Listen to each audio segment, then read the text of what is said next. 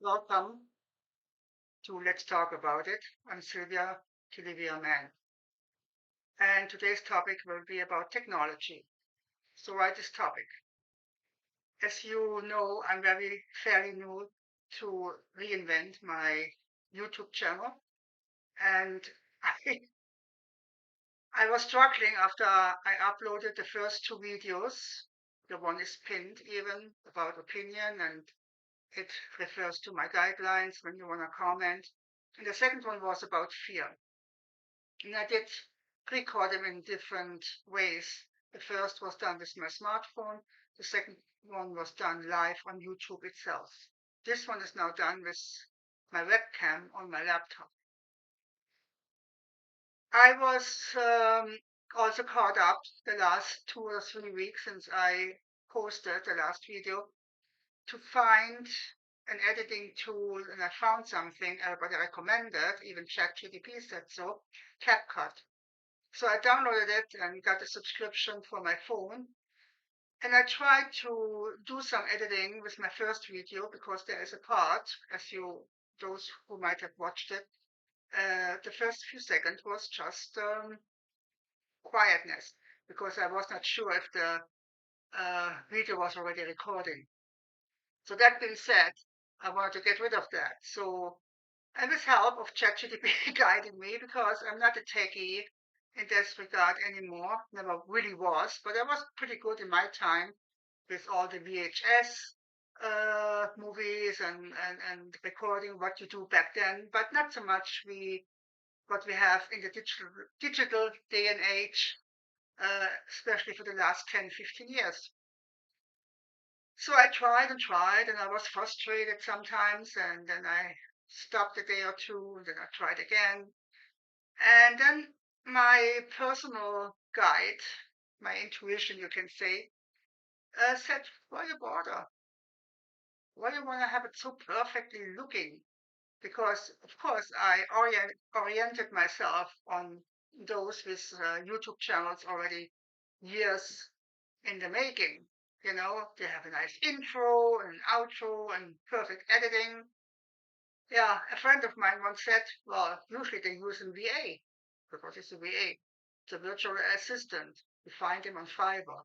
They operate sometimes from the Philippines or other Asian countries, and they're pretty good, you know, and it doesn't cost as much to pay them. I said, okay, so I wrote it down just as a reference for whatever, if I ever use it.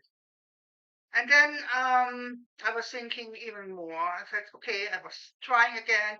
So the time flies by, as we all know. You know, a week goes by very quickly, and I haven't recorded anything. And then I said to myself, this channel is created to talk about certain topics on my part because I'm initiating it.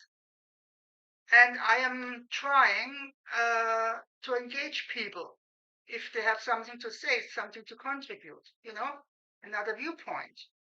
All, of course, in a nice manner, no name calling or other vulgar stuff.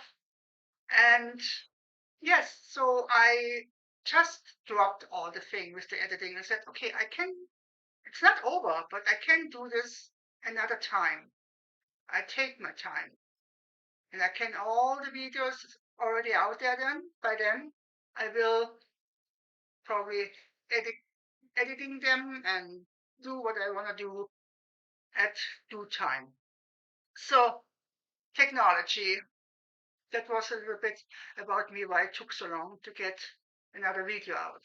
But I promise I will at least do one video per week. Okay, so stay with me. Don't give up on me.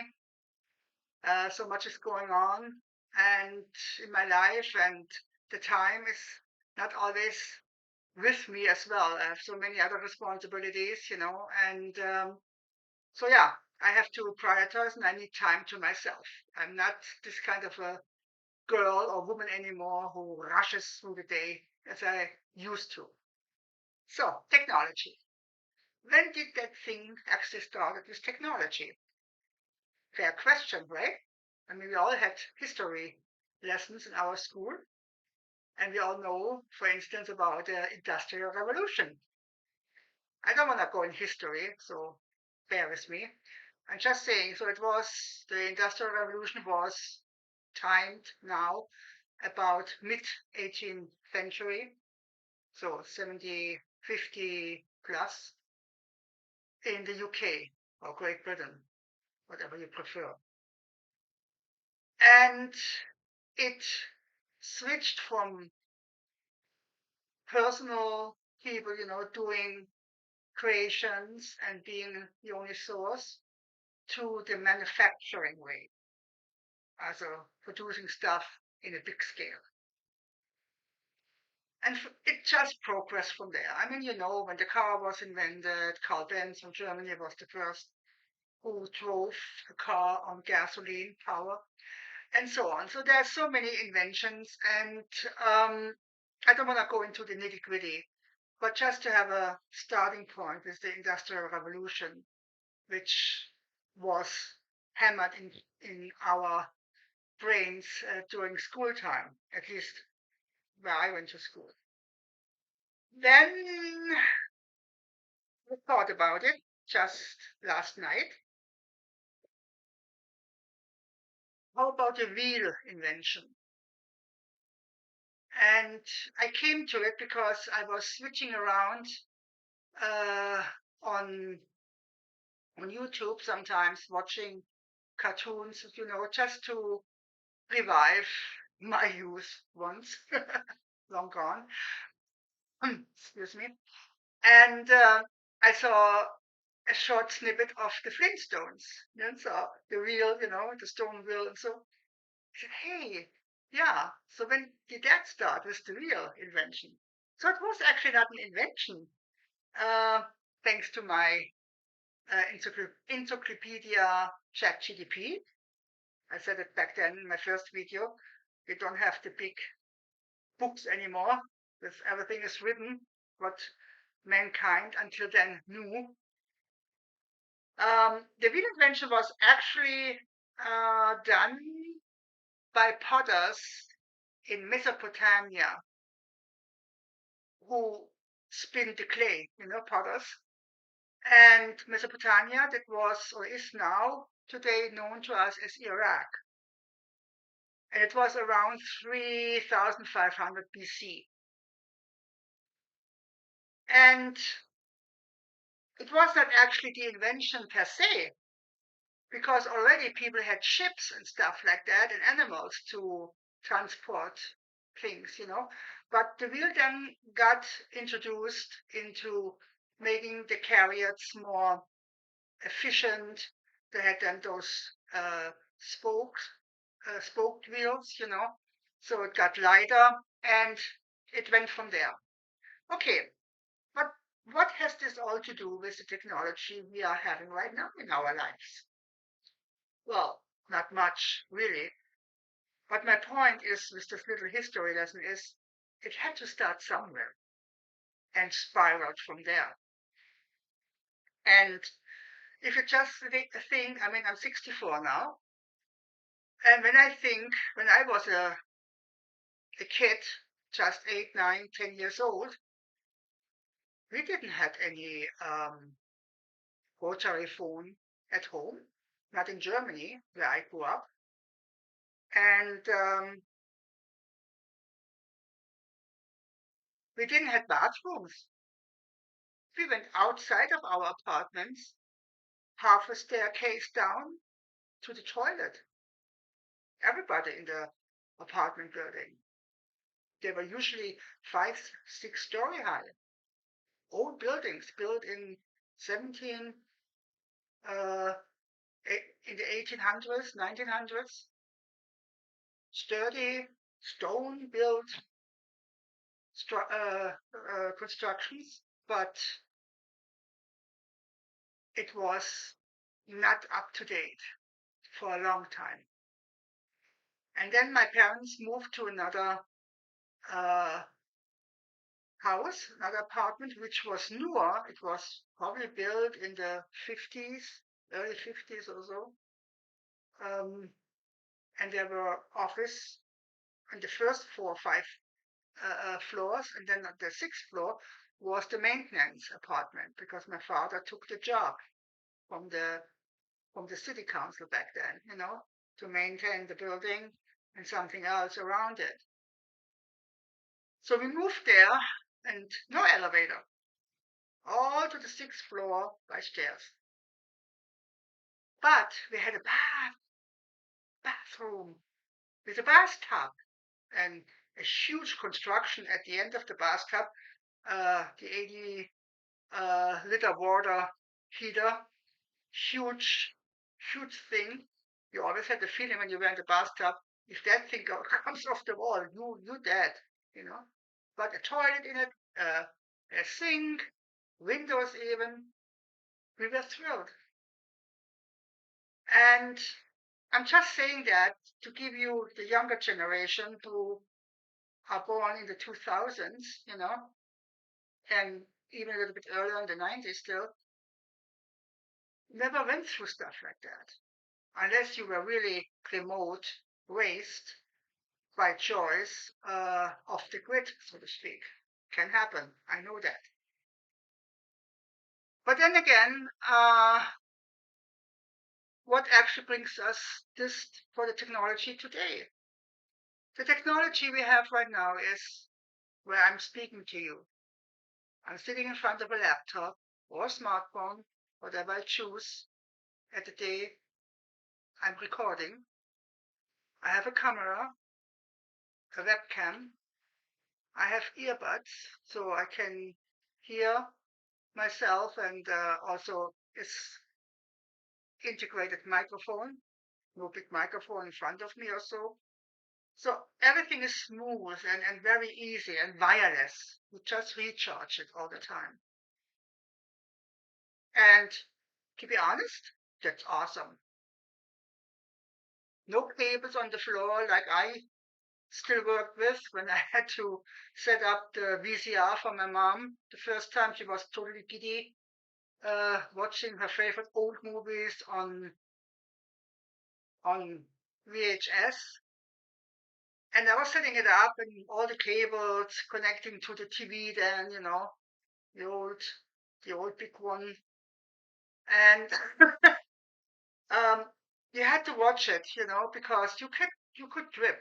And it was happening a few times, even in offices, that people dripped over uh, cable connections from printers and whatever electrical typewriters they had back then, all before uh, the first computer. But even then, with the first computers, everything was cable, cable, cable. So you had to be careful with that. Now we have Wi-Fi, wireless. And I must say, I like it. Don't get me wrong. But there is one word now for the last 2 years, and it started earlier, but for the last 2 years, when it became now more and more mainstream, the two letters are AI. And this is a concern, friends, I like to raise heartfelt. I was thinking about it, and this is my opinion. We might run into apocalypse with the AI in the near future, so pretty soon.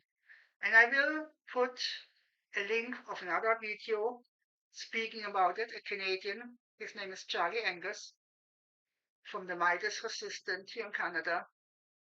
And he made a video about it. And he gave me actually, because I was watching it, the tip and the idea, speaking about technology and go away from my perfectionism. Everything has to be streamlined and clean and beautified, to really address this issue. He mentioned there, this is just a brief thing, the rest you can see for yourself and watch it.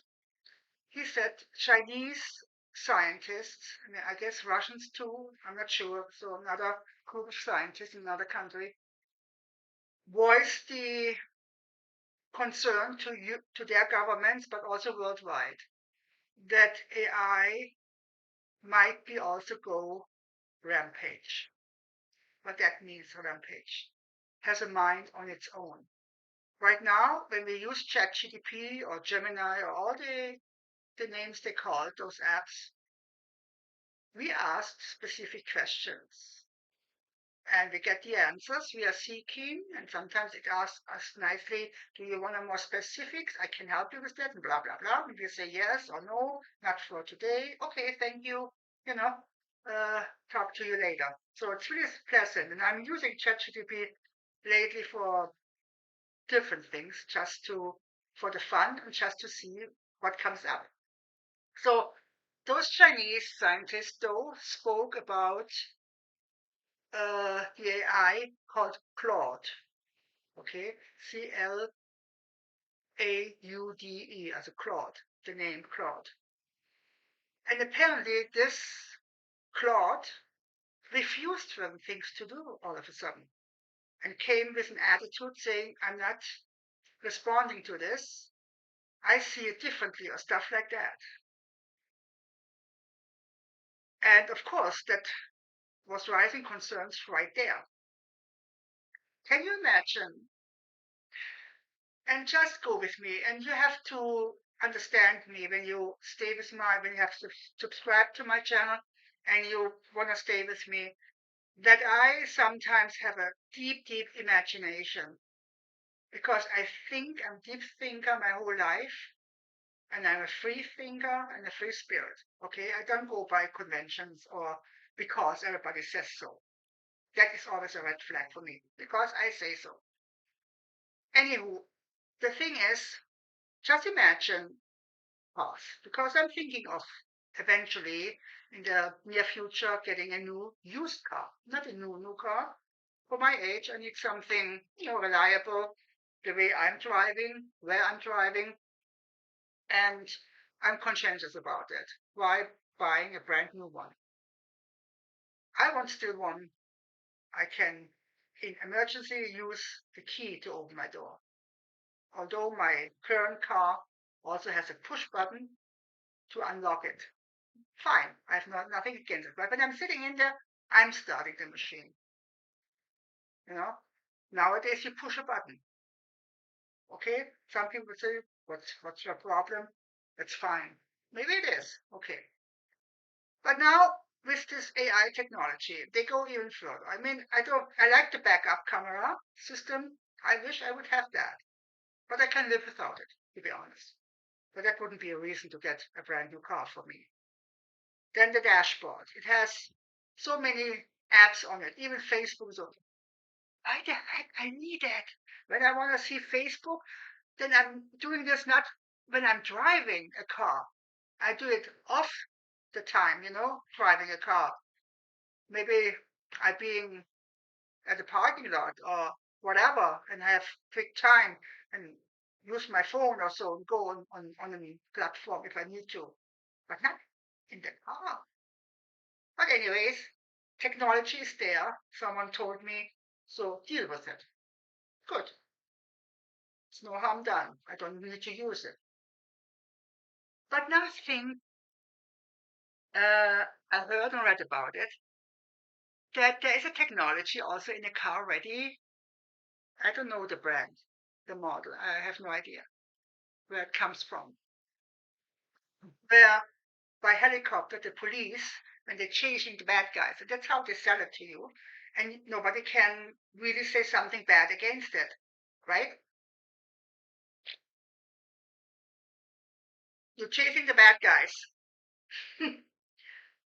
And on a major highway, like here in Canada and Toronto, the 401, everybody knows the 401, high chase, and all of a sudden the car stops. Automatic flashing lights from the car, so that all the other participants can go away, so no accidents happen, but the car doesn't move anymore. So the police on the ground then has the time to reach the car and catch the bad guys eventually. So far the theory. And everybody says, sure, there's nothing wrong with that. Not at all. But then I spin it a little bit further. Let's say in 10, 15 years, this is obsolete that is totally the only cars you can still have and drive. Everything else is gone. You have no other choices anymore. So the new car has the ability that you can be stopped by other forces, usually government forces, police, you name it. But you think, hey, I'm a good guy. An average Joe. I go to work. I pay my taxes. I have nothing to hide. Okay, that's fine.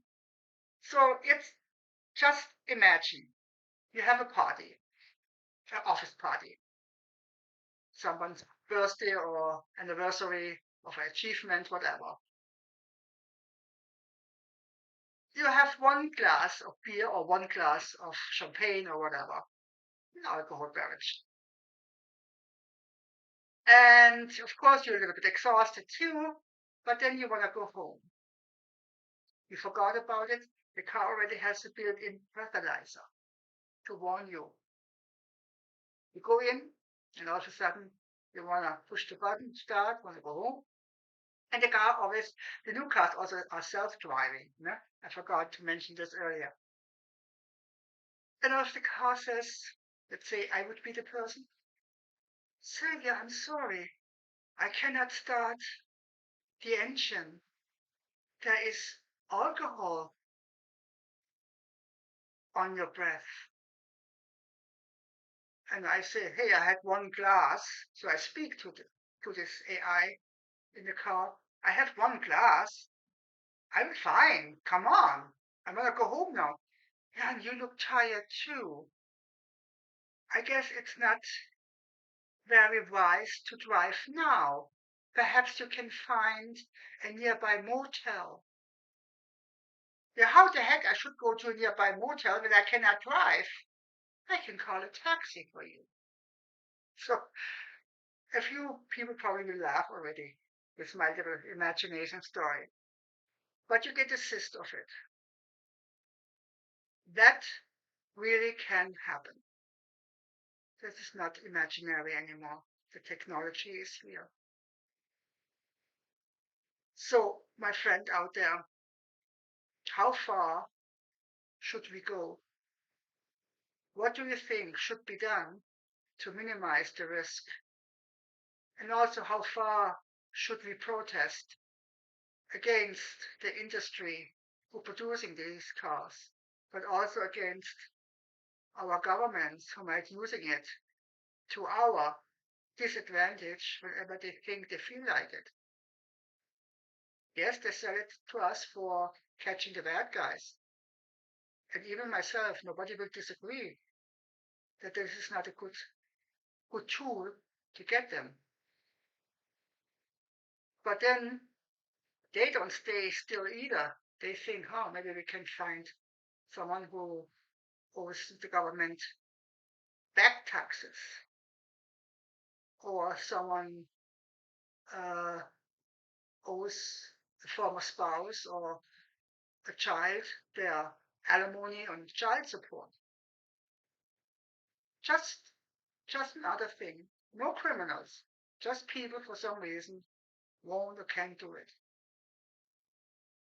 And they can be chased through their cars, located wherever they are in the world. I stop it here for now. I thank you for watching,